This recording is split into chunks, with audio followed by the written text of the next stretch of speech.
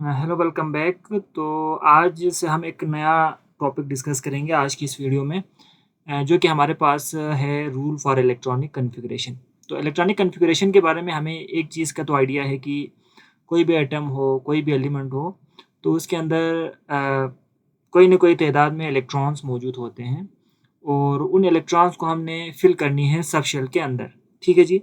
तो सब शेल के अंदर इलेक्ट्रॉन जो फिलिंग करते हैं उसके लिए कुछ स्पेसिफिक रूल्स है जिसका मैंने नाम यहाँ पर लिखा हुआ है, ठीक है? इन रूल्स को हम फॉलो करते हैं और इनको फॉलो करते हुए हम इलेक्ट्रॉन की फिलिंग करते हैं। तो एग्ज़ाम के पॉइंट ऑफ व्यू से बहुत ही इम्पोर्टेंट एक टॉपिक है हमारे पास। जस्ट हमें ये नहीं कहा जाता है कि अबाव प्रिंसिपल क्या होता है, बट हमें ज़रूर ये कहा जाता है कि according to n plus rule, n plus l rule या फिर according to Pauli exclusion principle आपने इलेक्ट्रॉन फिलिंग करनी है। ठीक है? तो उस हवाले से इस टॉपिक को समझना बहुत ही ज़्यादा ज़रूरी है। तो मैं इसको स्टार्ट करता हूँ। सबसे पहले मैं शुरू करता हूँ अबाव प्रिंसिपल से। ठीक है जी? तो हमारे पास फर्स्ट रूल होने वाला है अबाव का। सो अबाव वाज अ साइंटिस्ट और सबसे पहले उसने इसको इंट्रोड्यूस करवाया था, तो इसी के नाम से हमने रखा है जी इसका नाम अबाव प्रिंसिपल। ठीक है जी? तो अबाव प्रिंसिपल बेसिकली सिंपल सा एक हमारे पास आप कह सकते हैं ना कि एक रूल है जिसको हमें पता होना ज़रूरी है, जो कि अबाव ने कहा था। अबाव ने क्या कहा था कि उसने कहा था कि जब भी हम इलेक्ट्रॉनिक कॉन्फ़िगरेशन करेंगे, सो पहले जो है ना energy low energy orbitals fill होंगे। ठीक है जी? उसके बाद हमारे पास नेक्स्ट जो फिल होगा वो उससे हाई एनर्जी वाले फिल होंगे। ठीक है? हाई एनर्जी वाले। सो एक चीज़ जो हमें अबाव में याद रखना है वो ये हम याद रखेंगे कि low energy orbitals are filled, then electron are filled in high energy orbitals. ठीक है? तो इस हिसाब से हमारे पास एक आर्डर बन के आता है जिसको मैं यहाँ पर ज़रूर लिखूंगा। ठीक है? तो अगर हम बात करें ना किसी भी इलेक्ट्रॉन की, किसी भी एटम की बात करते हैं, सॉरी, तो एटम के अंदर हमें पता है सेंटर में न्यूक्लियस है। ठीक है जी? और उसके अंदर प्रोटॉन और न्यूट्रॉन है। फिर इलेक्ट्रॉन की जो हम बात करेंगे ना वो इन शेल के अंदर होती है, इनको हम शेल कहते हैं ना। ठीक है? डिफरेंट काइंड ऑफ शेल हो सकते हैं अकॉर्डिंग टू इलेक्ट्रॉन्स। तो इसमें एक चीज़ जो हमें याद है, ठीक है, इसमें जो एक चीज़ हमें याद है वो ये है कि ये जो मैं शेल, जिस शेल की मैं बात कर रहा हूँ, ठीक है जी, तो यहाँ पर पहले शेल की बात करें तो इसमें मैक्सिमम 2 इलेक्ट्रॉन, फिर दूसरे में हमें पता है कि मैक्सिमम हमारे पास इसमें आते हैं जो इलेक्ट्रॉन 8 इलेक्ट्रॉन। ठीक है जी? फिर नेक्स्ट में हमारे पास कितना आता है, फिर 8 आता है। तो हर जो जो शेल है ना उसमें डिफरेंट इलेक्ट्रॉन्स आने की, सॉरी तीसरे में 18 इलेक्ट्रॉन। ठीक है? तो इस तरह से फिल होती है। तो हम बात करेंगे ना लो एनर्जी ऑर्बिटल्स, तो इनमें लो कौन से होती है, जैसे कि यहाँ पर पहला शेल है ना ये लो एनर्जी है, इससे ज़्यादा एनर्जी दूसरे शेल में होती है, इससे ज़्यादा एनर्जी तीसरे शेल में, उससे ज़्यादा एनर्जी चौथे शेल में, उससे एनर्जी ज़्यादा पांचवें शेल में होती है। ठीक है? तो यहाँ पर शेल के लिए, से मैंने पहली वीडियो में भी डिस्कस किया था, शेल के लिए हम एन कवर्ड यूज़ करते हैं। ठीक है? और इसकी जो वैल्यू है ना वो डिफरेंट हो सकता है, 1 2 3 4 डिपेंड कि कौन से शेल की हम बात करें। ठीक है? तो अगर हम यहाँ पर एक ऑर्डर बनाएं, ठीक है जी, एक ऑर्डर बनाएं कि अबव के हिसाब से लो एनर्जी कौन से होंगे, तो जाहिर बात है 1 से शुरू होंगे ना। तो 1 में मैक्सिमम 2 इलेक्ट्रॉन आ सकता है, तो 1s। ठीक है? एस में मैक्सिमम कितना आ सकता है ये भी मैंने पिछली वीडियो में डिटेल में डिस्कस किया है, ज़रूर उसको चेकआउट कीजिएगा। मैंने बताया था कि एस में मैक्सिमम 2 इलेक्ट्रॉन आ सकते हैं, पी में मैक्सिमम 6 इलेक्ट्रॉन, डी में मैक्सिमम 10 इलेक्ट्रॉन और एफ में मैक्सिमम 14 इलेक्ट्रॉन आ सकते हैं। ठीक है? तो 1s खत्म हो गया ना, इसमें एस से ज़्यादा तो और ऑर्बिटल हो ही नहीं सकता। फिर उसके बाद हमारे पास आता है पहला शेल ख़त्म। ठीक है? फिर दूसरे शेल की हम बात करते हैं जिसमें एन की वैल्यू 2 होगी। ठीक है? तो यहाँ पर क्या होगी 2s, उसमें एस भी तो होगा ना, जाहिर बात है एस भी होगा। और साथ में यहाँ पर 8 इलेक्ट्रॉन है ना, तो इसमें देखो 2 इलेक्ट्रॉन तो ये ख़त्म हो गए ना, तो बाकी 8 में से 6 इलेक्ट्रॉन तो है ना, तो इसमें पी ऑर्बिटल भी आएगा। ठीक है? 2s, फिर क्या आएगा 2p। अब दूसरा शेल भी ख़त्म, टोटल 8 हमने फिल कर दिया ना, 6 + 2 8 हो गया। फिर थर्ड शेल की हम बात करते हैं, इसमें टोटल कितने इलेक्ट्रॉन्स होते हैं जी, 18 इलेक्ट्रॉन्स। ठीक है? तो थर्ड में क्या आता है, तो 3s। ठीक है? 3s हो गया, s में आ गया 2। ठीक है जी? 3s, 3p। ठीक है? 3p भी आता है, सॉरी यहाँ पर मैं थोड़ा एक चीज़ ग्रेटर साइन लगाता हूँ। ठीक है? ताकि ये चीज़ आपके जहन में रहे, मैं आर्डर बना रहा हूँ। ठीक है जी? आर्डर बना रहा हूँ। 3s, फिर क्या आएगा 3p। ठीक है जी? फिर उसके बाद देखो यहाँ पर अभी 3D भी आएगा ना, ठीक है। डी में 10 इलेक्ट्रॉन, देखो 10 तो 16 17 18, तो टोटल इतने 18 इलेक्ट्रॉन आ सकते हैं ना। थर्ड शेल में मैंने अभी बताया था 18 इलेक्ट्रॉन मैक्सिमम आ सकते हैं। तो इसमें एस सब शेल भी है, पी सब शेल भी है और डी सब शेल भी है। 3s 3p मैंने लिख दिया, ठीक है। अभी डी लिखना बाकी है, 3d लिखना बाकी है, लेकिन यहाँ पर 3d से पहले 4s आता है और उसके बाद आता है 3d, ठीक है। इसी तरह से आप आगे जाएंगे, ठीक है। आप इसमें 18 इलेक्ट्रॉन हो गए, फिर नेक्स्ट शेल की बारी होती है जिसमें कितने इलेक्ट्रॉन होते हैं, 32 इलेक्ट्रॉन्स होते हैं, तो उसमें एफ ब्लॉक भी आएगा। तो इस तरीके से आप ऑर्डर लिखोगे तो सबसे पहले इलेक्ट्रॉन फिल होती है 1s में, फिर 2s 2p 3s 3p, फिर 4s, फिर 3d। अब यहाँ पर हमारे पास अबाउ प्रिंसिपल ख़त्म हो जाता है। अब नेक्स्ट की हम बात करते हैं वो है n+l रूल। अब ये कहाँ से शुरू होता है बेटा, देखो यहाँ पर ना एक चीज़ मैंने अभी आपको बताया था, ठीक है। मैंने लिखा था, लेकिन आपके दिमाग में भी ये सवाल आया होगा कि भाई 3s 3p फिर 3d होना चाहिए था, बट 4s को मैंने पहले क्यों लिखा है। 4s की एनर्जी कम है, 3d की एनर्जी ज़्यादा है, तो ये जो इरेगुलरिटी है यहाँ पर क्यों मौजूद है, तो इसको एक्सप्लेन करती है हमारे पास हमारा जो नेक्स्ट रूल है जिसको हम कहते हैं n+l रूल, ठीक है। अब n+l रूल हमें क्या कहता है बेटा, तो मैं इसको ज़रा एक बार आपको पढ़ता हूँ कि n+l रूल हमें क्या कहता है, ठीक है। तो ज़रा मैं इसको नीचे करता हूँ, ठीक है। अब यहाँ पर हम ज़रा करते हैं जी n+l रूल, ठीक है। हमारे पास दूसरा है जो कि हमारे पास है n+l रूल, ये दूसरा रूल है ना।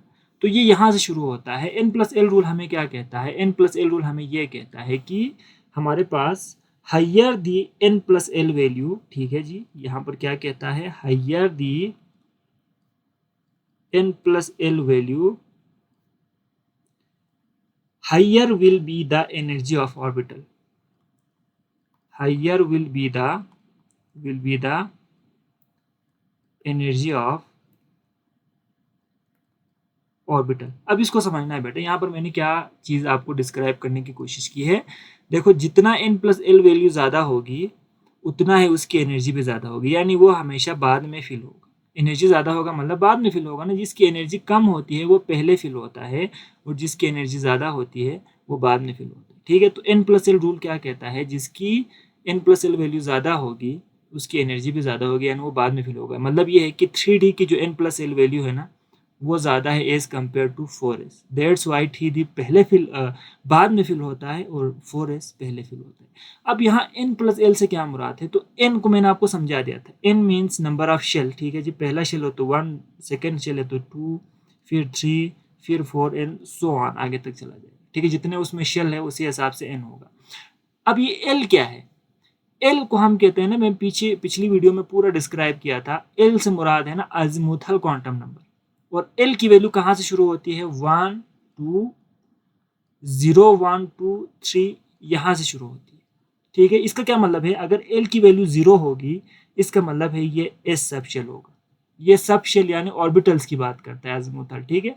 अगर l की वैल्यू 1 होगी तो ये p सब शेल होगा। अगर l की वैल्यू 2 होगी तो ये d सब शेल होगा, और l की वैल्यू 3 होगी तो ये f सब शेल होगा, ठीक है जी। अब यहाँ पर हम आते हैं n+l वैल्यू। तो यहाँ पर हम 4s से शुरू करते हैं। 4s की n+l वैल्यू क्या होगी, तो देखो यहाँ पर 4 से क्या मुराद है, 4 हमारे पास n है और s हमारे पास क्या है, ये l है, ठीक है जी। तो n की वैल्यू यहाँ पर क्या है, 4 है ना, क्योंकि n रिप्रेजेंट करता है नंबर ऑफ शेल को, ये 4 शेल है, ठीक है। तो यहाँ पर इसकी वैल्यू 4s की अगर हम बात करें तो इसकी n की वैल्यू हो जाएगी 4 प्लस l की वैल्यू क्या है, s है ना। तो s में l की वैल्यू क्या होती है, s में मैंने यहाँ पर लिखा s की वैल्यू होती है हमेशा 0। तो 4 + 0 कितना हो गया, टोटल 4, ठीक है जी, 4 होगी। ये दिमाग में रखना है बेटा, ठीक है। यानी n+l वैल्यू क्या आया, इसकी 4 आया। अब दूसरे की देखो 3d की, देखो 3 क्या है, इसकी n वैल्यू है ना, ठीक है। 3d के हम n+l वैल्यू निकालते हैं तो इसकी n क्या है जी, 3 है, प्लस d, डी में जो है ना इसकी एल वैल्यू क्या होगी, डी में एल की वैल्यू देखो, डी में एल की वैल्यू होती है, मैंने यहाँ पर लिखा है 2 होती है। डी में एल की वैल्यू क्या होती है, 2, तो मैं यहाँ पर लिखूंगा 2। तो 3 + 2 कितना होता है, 5। बात यहाँ पर क्लियर हो गई। हमने क्या कहा था, जिसकी n+l वैल्यू ज़्यादा होगी उसकी एनर्जी भी ज़्यादा होगी। तो देखो 3d की n+ वैल्यू 5 है और 4s की n+l वैल्यू क्या है, 4 है।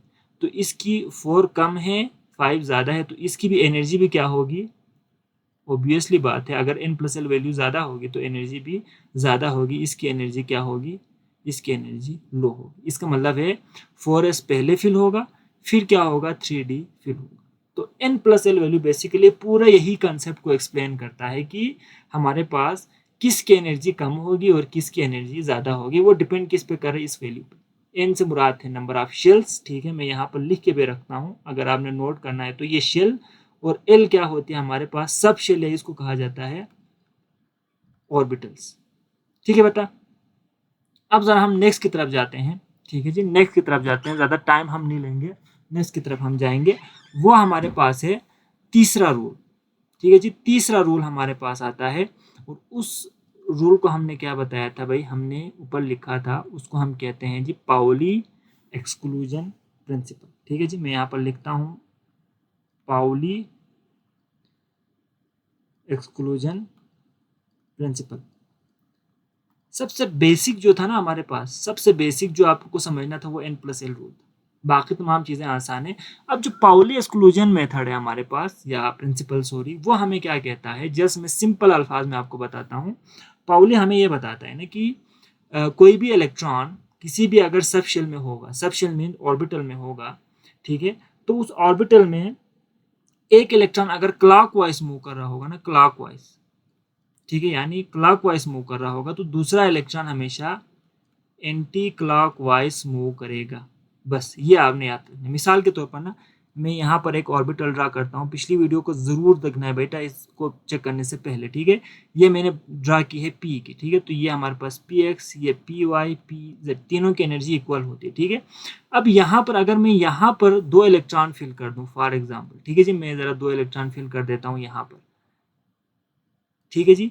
अब इसमें पाउली क्या कहता है, अगर एक इलेक्ट्रॉन क्लॉकवाइज मूव कर रहा है ऊपर साइड पे, तो उसका साथ ही हमेशा एंटी क्लॉकवाइज बैठेगा। ठीक है, यहाँ पर भी क्या होगा, अगर एक क्लॉकवाइज होगा तो दूसरा एंटी क्लॉकवाइज। आप इसको इस तरह से भी लिख सकते हैं, हाफ हाफ। ठीक है, तो ये पूरा पाउली एक्सक्लूजन प्रिंसिपल कहते हैं। अगर कोई बंदा, अगर कोई स्टूडेंट अगर इस तरह से ड्रा करता है, ठीक है, फॉर एग्जाम्पल, और यहाँ पर ऐसा ऊपर लगाया, इसको भी ऊपर लगाया, तो बिल्कुल आप गलत कर रहे हैं। सही तरीका क्या है, ये वाला पाउली के हिसाब से, एक क्लॉकवाइज तो दूसरा एंटी क्लॉकवाइज, एक क्लॉकवाइज तो दूसरा एंटी क्लॉकवाइज मूव करेगा। तो ये पूरा जो कंसेप्ट है ना, ये पाउली एक्सक्लूजन प्रिंसिपल कहा जाता है। और इसमें क्लॉकवाइज को प्लस हाफ से रिप्रेजेंट किया जाता है, एंटी क्लॉकवाइज को माइनस हाफ से रिप्रेजेंट किया जाता है। ये आपने जहन में रखना है। अब मैं लास्ट प्रिंसिपल की तरफ जाता हूँ, जो कि हमारे पास है, जिसको मैंने लिखा भी था ऊपर, उसको हम कहते हैं हुन्स रूल। ठीक है जी, ये भी बहुत ही आसान है, हुन्स रूल भी बहुत ही ज़्यादा आसान है। इसको ज़रा हम समझते हैं, हुन्स रूल क्या होता है। तो बेसिकली हुन्स रूल क्या कहता है कि ये इलेक्ट्रॉन की ना फिलिंग के हवाले से, ठीक है, दोबारा से, ठीक है, तो वो क्या कहते हैं, मिसाल के तौर पर मैं दोबारा से यही एग्जांपल दूंगा आपको, ठीक है, ये वाला px py pz वाला, px py pz, ठीक है जी। तो हुन्स हमें क्या कहता है, हुन्स हमें ये कहता है ना कि अगर फॉर एग्जांपल इसमें मैक्सिमम कितना आ सकता है, पी में मैंने कल भी बताया था, पी सब शेल में मैक्सिमम 6 इलेक्ट्रॉन आ सकता है, लेकिन 6 नहीं है, हमारे पास 3 इलेक्ट्रॉन अवेलेबल है। तो 3 इलेक्ट्रॉन को हम कैसे फिल करेंगे, वो हुन्स रूल बताते हैं कि अगर इलेक्ट्रॉन कम हो और जगह अभी भी खाली हो, तो यहाँ पर इलेक्ट्रॉन क्या करेगा, कोशिश करेगा कि वो सेम स्पिन के साथ अलग अलग जगह पर बैठें। एज कंपेयर टू द, मैं दूसरा बनाता हूँ, इस 3 को मैं कैसे फिल कर सकता हूँ, इस तरह से भी फिल कर सकता हूँ, या फिर मैं इस तरह से भी फिल कर सकता हूँ, 1 2 3। तो इसमें क्या खराबी है, देखो यहाँ पर अभी एक खाली जगह बाकी है, यहाँ पर इलेक्ट्रॉन आ सकता था, ठीक है, लेकिन 2 इलेक्ट्रॉन यहाँ पर बैठ गया। तो अब इसमें प्रॉब्लम क्या है, ये खाली है, यहाँ पर 2 है ना, तो अब ये अनपेयर है, तो ये अनस्टेबल हो जाता है, ये ज़्यादा जो है ना एटम के लिए सही नहीं होता। तो एटम क्या करता है, अगर खाली जगह मौजूद हो, स्पेस अवेलेबल हो, तो वो सेम डायरेक्शन में सेम स्पिन के साथ अलग अलग खानों में रहता है, as compare to the opposite spin के साथ एक ही जगह में रहे और दूसरा खाली रहे। ठीक है, तो हमें हुन्स रूल क्या बताता है, हम ये कहेंगे कि if orbitals are available, the electron will tend to reside separately with same spin instead of pairing up in the same orbital with opposite spin। यानी इस तरह से रहना वो पसंद नहीं करेगा, बल्कि वो सेम स्पिन के साथ अलग अलग ऑर्बिटल में रहना पसंद करेगा। तो ये हमें बताता है हून्स रूल। समझ गए? तो ये 4 प्रिंसिपल था। अब मैं इसको आखिर में समराइज करता हूँ और एक एग्जाम्पल आपको देता हूँ। ठीक है, एक एग्जाम्पल देता हूँ जिसकी मदद से हम समझ सकते हैं कि भाई हम कैसे फिल करेंगे। तो मेरे पास से एक एटम आता है, वो है स्कैंडियम, जिसका एटॉमिक नंबर है 21। तो 21 इलेक्ट्रॉन हमने फिल करनी है। तो देखो इसको ज़रा हम लिखते हैं 1s। ठीक है जी, 1s 2, 1s 2s 2p 3s 3p 4s and 3d। Total इधर तक आएगा ना। तो अब एस में मैक्सिमम 2 इलेक्ट्रॉन आ सकते हैं, 1s2 2s2 2p6 3s2 3p6 4s2। तो कितने हो गए जी? 6 7 8 9 10 16 17 18 19 20। तो 3d में कितना आएगा? 1 इलेक्ट्रॉन। तो ये इसकी इलेक्ट्रॉनिक कन्फिग्रेशन हो गई। मैंने क्या कर दिया, पहले अबव प्रिंसिपल के हिसाब से, ठीक है जी, लेस एनर्जी वाले को फिल कर दिया। उसी तरह से आखिर में जितना बचता है वहाँ तक मैं चला गया, अबव प्रिंसिपल। फिर उसके बाद दूसरा जो प्रिंसिपल हमारे पास था, वो हमारे पास कौन सा था? हमारे पास था n+l रूल। तो देखो n+l रूल के हिसाब से 4s पहले फिल हुआ, इसकी n+l वैल्यू कम है, और 3d मैंने बाद में फिल कर दिया। इसके बाद पाउली एक्सक्लूजन ने क्या कहा था, उसको ज़रा हम यहाँ पर दोबारा एक्सप्लेन करते हैं। 1s, ठीक है, थोड़ा मैं उसको खोल के लिखता हूँ। 2sp, हमारे पास 3 डिजेनरेटिव ऑर्बिटल्स होते हैं ना, 2p, फिर 3s, 3p में भी कितने होते हैं जी बेटा? ये मैंने पिछली वीडियो में डिस्क्राइब किया था, 3 होते हैं। 4s में s में सिर्फ 1 होता है। और d में कितने होते हैं बेटा degenerative orbitals? 1 2 3 4 and 5 degenerative orbitals. ठीक है, तो ज़रा इसके नाम हम लिख लेते हैं। ठीक है, तो इसका नाम क्या है? तो सेम है, ऊपर वाला और दूसरा सेम है। ये 2s है, ये 2px 2py 2pz है, ये 3s है, ये 3px 3py 3pz है, ये 4s है। इसी तरह से ये 3dxy 3dyz 3dzx 3dz square 3dx² minus Y square. तो ये इसके 5 ऑर्बिटल्स के नाम है। अब देखो इसमें 2 इलेक्ट्रॉन फिल करना है। तो अभी मैं देखो पाउली को फॉलो यहाँ से करूँगा। यहाँ पर 2 इलेक्ट्रॉन अपोजिट स्पिन के साथ फिल हो जाएगा। इसमें भी 2 इलेक्ट्रॉन अपोजिट स्पिन के साथ। यहाँ 6 इलेक्ट्रॉन है। देखो 1 2 3। देखो मैं हून्स रूल को भी फॉलो कर रहा हूँ। ठीक है, फिर अगला इस तरह से अपोजिट, अगला अपोजिट, अगला अपोजिट। ठीक है जी, इसी तरीके से अब 3s की बारी है। तो यहाँ पर भी अपोजिट स्पिन के साथ 3p में दोबारा से मैं 1 1 फिल करूँगा, फिर इसको 2 2 कर दूंगा, 6 हो गया। ठीक है, 3p। फिर 4s में भी 2 हो गया। 3d में कितना है बेटा? 1 है। तो मैं सिर्फ एक इस तरह से फिल करूँगा, बाकी सारे खाली रहेंगे, क्योंकि अब इलेक्ट्रॉन ही नहीं है ना अवेलेबल। अगर होता तो मैं एक एक फिल करता, फिर 2 2 2 करता हुआ फिल करता। तो ये जो है ना, हमने चारों रूल को फॉलो किया है, और इस तरीके से आप इलेक्ट्रॉनिक कन्फिग्रेशन को कर सकते हैं। आई होप आपको ये चीज़ समझ में आ गया होगा। तो मैं आपकी प्रैक्टिस के लिए ना 2-3 और एलिमेंट का यहाँ पर बताऊँगा, आपने ज़रूर इसको करना है। ठीक है जी, क्रोमियम है हमारे पास 24, इसका प्रैक्टिस करनी है। मैग्नीज है हमारे पास 25। इसी तरीके से हमारे पास जिंक है हमारे पास 30। ठीक है, और इसी तरीके से सोडियम +1 और कैल्शियम का +2, इनको ज़रूर प्रैक्टिस करनी है बेटा। And thank you very much. मिलते हैं अगली वीडियो में। अपना ख्याल रखिएगा।